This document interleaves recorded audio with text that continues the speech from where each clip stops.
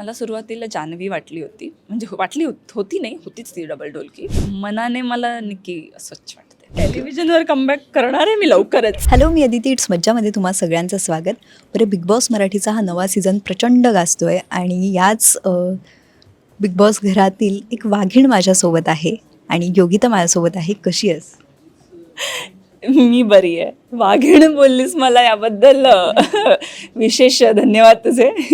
बरं, एक छोटासा गेम आहे जो आतमध्ये पण तुम्ही खेळलायत. एक वर्ड देईन, सदस्याला द्यायचा तो एक वर्ड.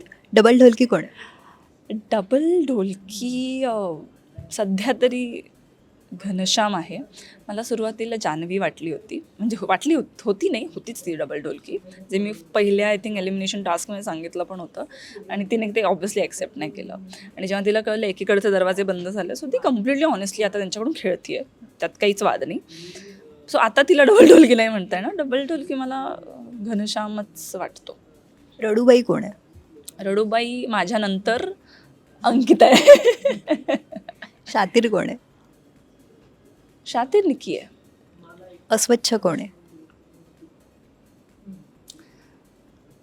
बापरे, हा फारच वियर्ड आरोप आहे. मी म्हणजे मनाने अस्वच्छ कोण आहे हेच सांगेन. मनाने मला निकी अस्वच्छ वाटते. चुगलीखोर कोण आहे?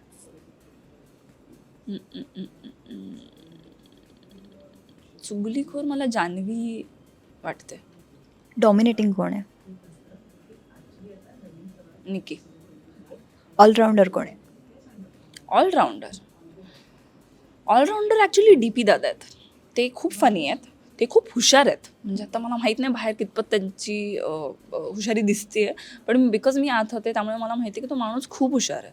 पॉलिटिक्स त्यांना खूप छान जमते, प्लस ते खूप मनाने चांगले आहेत. तो खरंच माणूस खूप चांगला आहे. ते इमोशनलसुद्धा आहे, ते वेळोवेळी प्रॅक्टिकलसुद्धा होतात. अरबाजसारख्या माणसासमोर त्यांनी ती सीट ॲक्च्युली माझ्या आधी DP दादांनी सीट पकडली होती. तो किती उंच धाडधिप्पाड बॉडी बिल्डर आहे, तरीसुद्धा DP दादा कमी नाही पडले. ते खरंच ऑलराऊंडर आहेत आणि ते खूप अंडररेटेड आहेत. माझी इच्छा आहे की खरंच प्रेक्षकांनी त्यांचा गेम जास्त म्हणजे त्यांना बघायला मिळावा आणि ते इतके एंटरटेनिंग आहेत ना. Allrounder is Dhananjay Pawar. So घरातील कोणत्या सदस्यासोबत शेवटपर्यंत मैत्री ठेवायला आवडेल?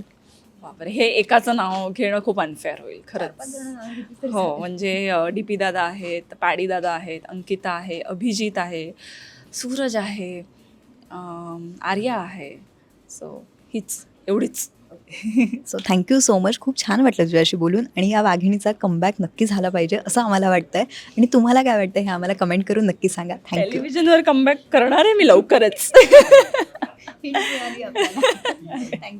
थँक्यू.